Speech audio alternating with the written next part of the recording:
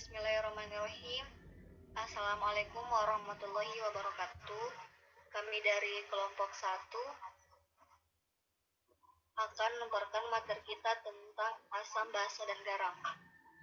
Baiklah, sebelum masuki materi, baiknya kita perkenalkan anggota kami dulu. Yang pertama itu Sri kita, yang kedua Berliani Mutiara Utina, yang ketiga Nurul Ahsania sebagai moderator, yang keempat Selena Pati. Baiklah, untuk menghabiskan waktu, langsung saja kita ke pemateri pertama itu. Kepada saudari Sri kita dipersilahkan. Baiklah, Assalamualaikum warahmatullahi wabarakatuh. Saya Sri kita akan menjelaskan materi tentang asam. Next. Pengertian asam. Kata asam atau acid berasal dari kata acetus dari bahasa Latin yang artinya cuka.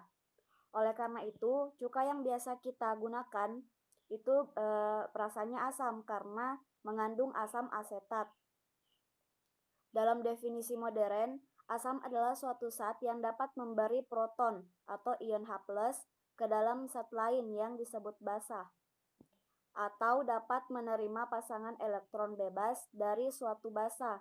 Suatu asam bereaksi dengan suatu basa dalam reaksi penetralan untuk membentuk garam.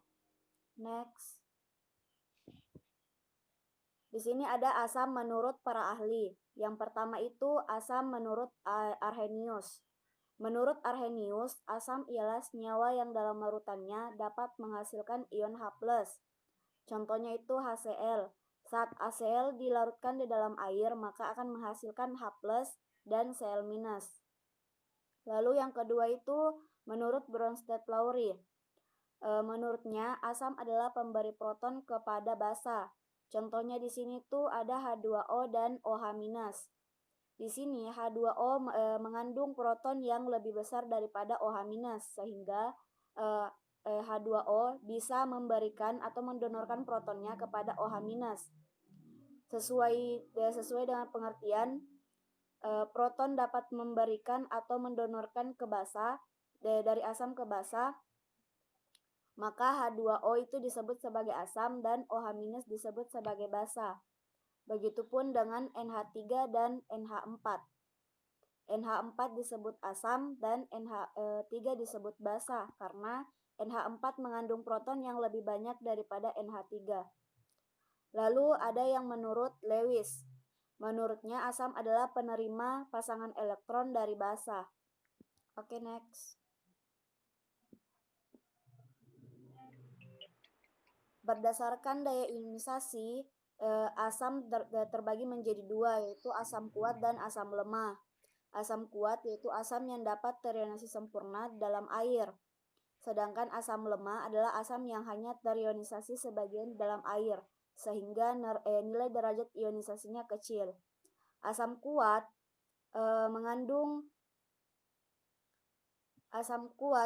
dapat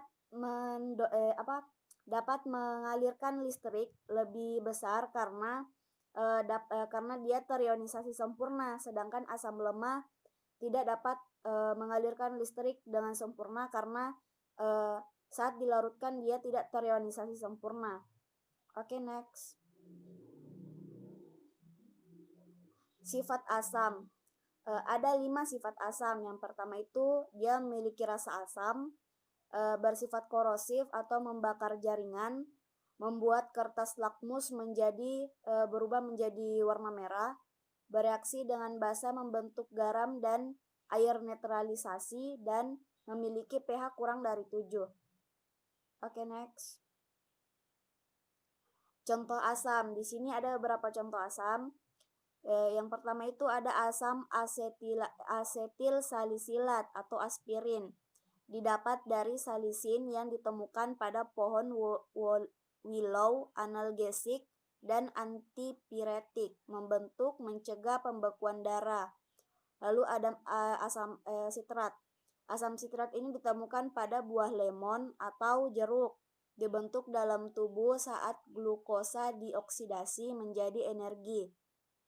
pada siklus Krebs.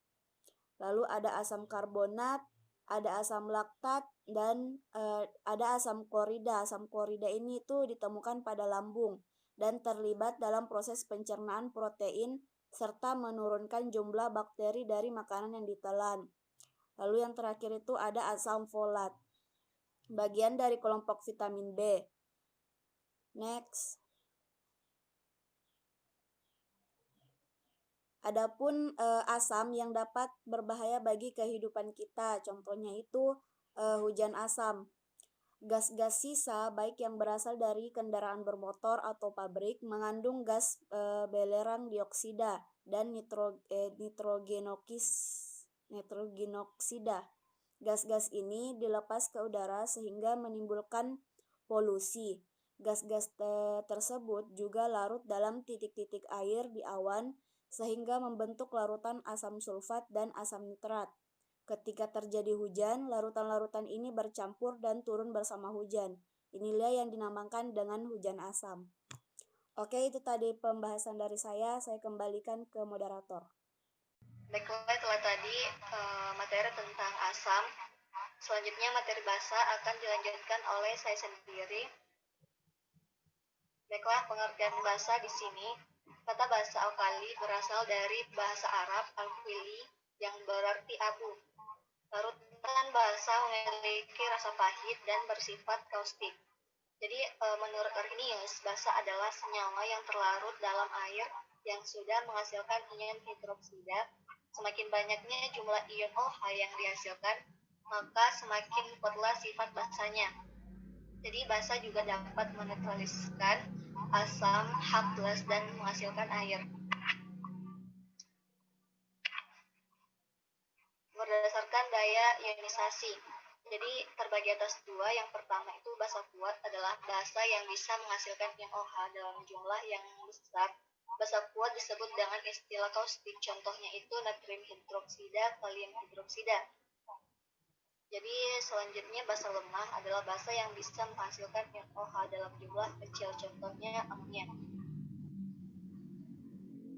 Sifat basa terbagi atas 4. Yang pertama berasa pahit atau getir. Yang kedua bersifat licin. Yang ketiga memiliki pH di atas lebih dari 7. Yang terakhir dapat menghantarkan arus listrik dan dapat menetralkan asam. Selanjutnya contoh basa di sini terbagi lagi menjadi 4. Yang pertama, aluminium hidroksida terdapat pada sebuah deodoran antasid. Yang kedua, kalium hidroksida terdapat pada sebuah mortar dan plester. Yang ketiga, magnesium hidroksida terdapat pada sebuah obat urus-urus antasid. Yang terakhir, natrium hidroksida terdapat pada sebuah bahan sabun mandi. Di sini sifat negatif deterjen terbagi lagi menjadi jenis karakteristik deterjen yang berbeda, yaitu fosfat deterjen dan surfaktan deterjen. Pada umumnya, deterjen yang mengandung fosfat akan terasa panas di tangan, sedangkan surfaktan adalah jenis deterjen yang sangat beracun. Perbedaan kedua jenis deterjen tersebut yaitu adalah deterjen surfaktan lebih berbusa dan bersifat emulsifying deterjen. Perbedaan sifat asam dan basa di sini terbagi menjadi 5 perbedaan. Yang pertama itu asam bersifat korosif, sedangkan basa bersifat merusak kulit. Kedua itu asam bereaksi dengan logam, sedangkan basa licin seperti sabun. Yang ketiga asam rasanya asam, sedangkan basa rasanya pahit. Yang keempat asam mengubah warna zat yang dimiliki oleh zat lain, sedangkan basa mengubah warna zat lain. Perbedaan yang terakhir asam menghasilkan ion H+ dalam air, sedangkan basa menghasilkan ion OH- dalam air. Baiklah, itulah tadi materi tentang basa. Materi garam akan dilanjutkan oleh saudari Selenapati. Kepada saudari Selenapati dipersilahkan.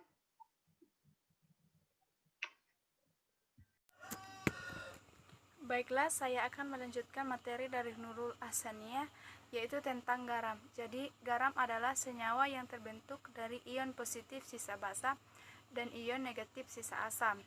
atau garam adalah senyawa yang terbentuk dari reaksi antara asam dan basa. Kemudian sifat garam.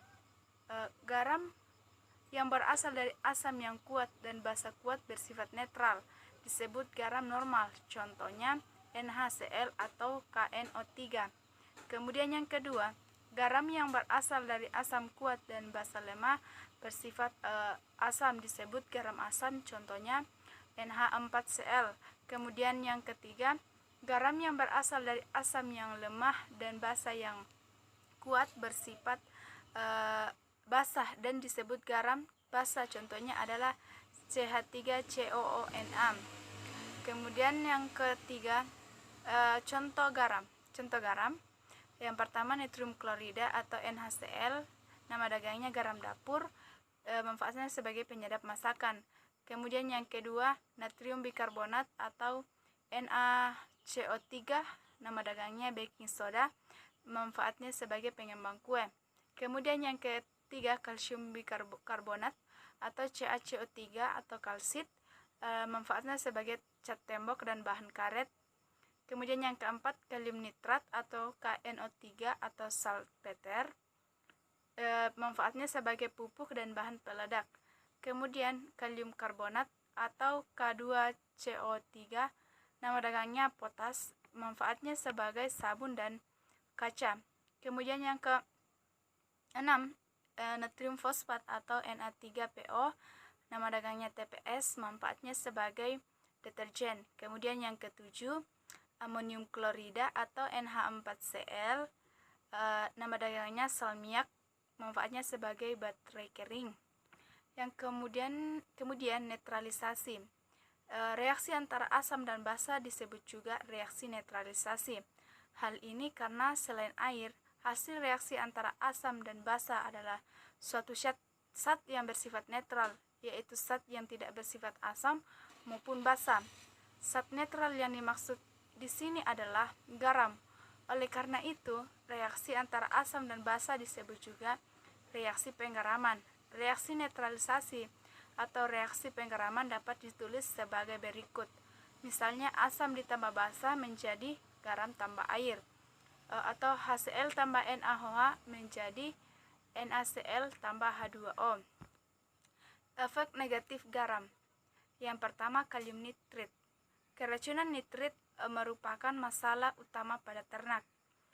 Pada ternak ruminansi, nitrit yang menyebabkan keracunan pada ternak berasal dari tanaman atau hijau-hijauan, pakan serta air minum yang tercemar nitrat. Pemberian pupuk amonium nitrat dan kalium nitrat pada tanaman yang menghasilkan sebagai akumulator nitrat akan meningkatkan kandungan nitrat dalam tanaman tersebut. Yang kemudian yang kedua, garam fosfat atau blank. Blank banyak merugikan bagi kesehatan. Kandungan blank atau boraks dalam makanan seperti bakso, mie, kerupuk, sosis, dan lain-lain berpotensi menyebabkan gangguan kesehatan seperti kanker paru-paru, gangguan pada otak, hati, dan kulit. Kemudian yang ketiga, garam natrium. Kehilangan natrium tubuh tidak menyebabkan konsentrasi natrium darah menurun, tetapi menyebabkan volume darah menurun. Jika volume darah menurun, tekanan darah akan turun, denyut jantung akan meningkat, pusing, dan kadang-kadang terjadi shock. Kemudian proses terbentuknya garam ada 4. Yang pertama, campuran asam kuat dengan basa kuat akan membentuk garam yang sifatnya netral. Kemudian yang kedua, campuran asam kuat dan basa lemah akan membentuk garam yang bersifat agak asam. Kemudian yang ketiga, campuran asam lemah dengan basa kuat akan membentuk garam yang bersifat agak basa. Kemudian yang ketiga, campuran antara asam lemah dan basa lemah akan membentuk garam yang bersifat netral. Mengidentifikasi asam, basa, dan garam. Mengidentifikasi dengan kertas lakmus. Kertas lakmus atau azolitmin yaitu zat yang warnanya berbeda bila dalam larutan asam atau basa. Kertas lakmus terdiri dari lakmus merah dan lakmus biru. Sekian dari saya yang bisa saya sampaikan. Selanjutnya akan diteruskan oleh Sri Reskita.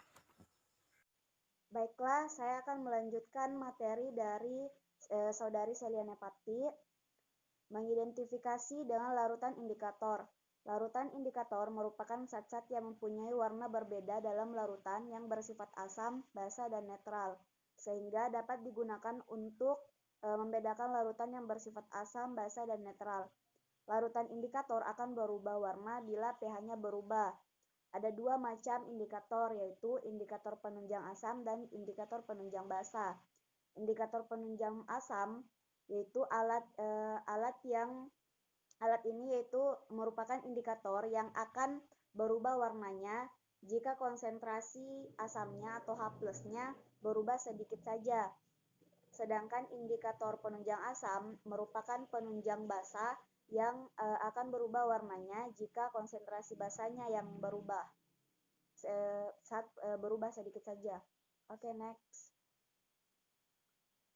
Di sini ada beberapa warna indikator, yaitu ada fenolfetalain, metil merah, dan metil orange. Pada larutan asam, saat dilarutkan dalam fenolfetalain, perubahan warnanya itu tidak berubah. Sedangkan saat pada metil merah itu perubahan warnanya menjadi warna merah, saat metil orange juga perubahan warnanya berubah menjadi merah. Pada larutan basa, pada fenolfetalain itu perubahan warnanya berubah menjadi merah, metil merah menjadi kuning, metil orange menjadi kuning.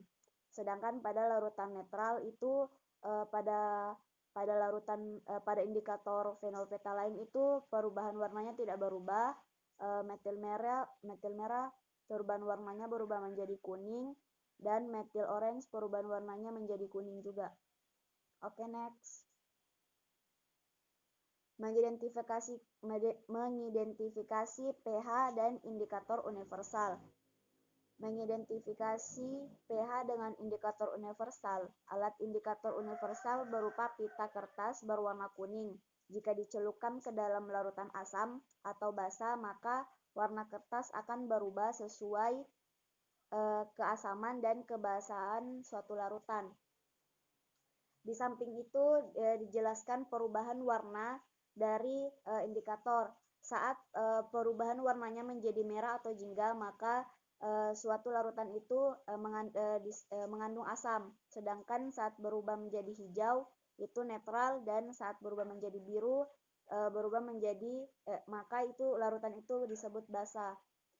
Indikator universal ada yang memiliki skala pH dari 1 sampai 14, juga yang sangat akurat dengan harga pH pemecahan. Skala pH digambarkan seperti di bawah ini.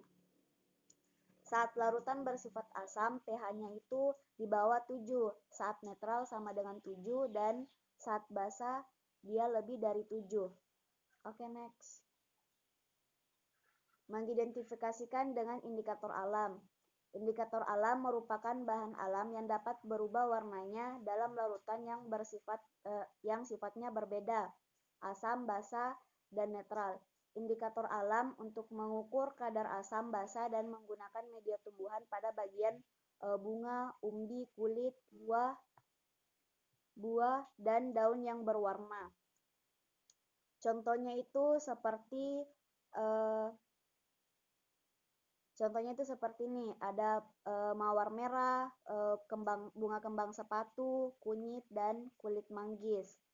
Saat menggunakan warna merah, air aki atau asam sulfat itu perubahan warnanya menjadi merah, larutan garam atau yang netral itu berubah menjadi merah, sedangkan air kapur atau yang biasa disebut larutan basa itu perubahan menjadi hijau. Oke, next. Menentukan skala keasaman dan kebasaan. Secara kimiawi, derajat keasaman disimbolkan dengan pH, singkatan dari power of hydrogen. pH atau derajat keasaman digunakan untuk menyatakan tingkat keasaman atau kebasaan yang dimiliki oleh suatu larutan. Yang dimaksudkan keasaman di sini adalah konsentrasi ion hidrogen atau H dalam larutan air. Pada umumnya, asam dan basa memiliki sifat-sifat tertentu. Tidak semua asam mempunyai sifat yang sama. Ada beberapa jenis asam yang lebih kuat dari jenis yang lain. Demikian juga pada basa. Jumlah ion H+ dan air yang digunakan untuk menentukan sifat derajat keasaman atau kebasahan suatu zat semakin zat tersebut mengandung derajat keasaman yang tinggi, maka semakin banyak ion H+ dalam air. Derajat keasaman atau pH suatu larutan dapat ditentukan menggunakan indikator universal, indikator Stick, larutan indikator, dan pH meter. Next. Ini adalah beberapa gambar dari alat-alat untuk menentukan pH suatu larutan. Di sini ada indikator universal, ada pH meter, dan larutan indikator. Baiklah, tadi materi saya tentang indikator, saya kembalikan ke moderator. Baiklah, itulah tadi pemaparan materi kita tentang asam, basa, dan garam. Terima kasih atas partisipasinya dan mohon maaf bila ada salah kata. Dan saya akhiri presentasi kita pada hari ini dengan ucapan wabillahi taufiq wal hidayah. Wassalamualaikum warahmatullahi wabarakatuh.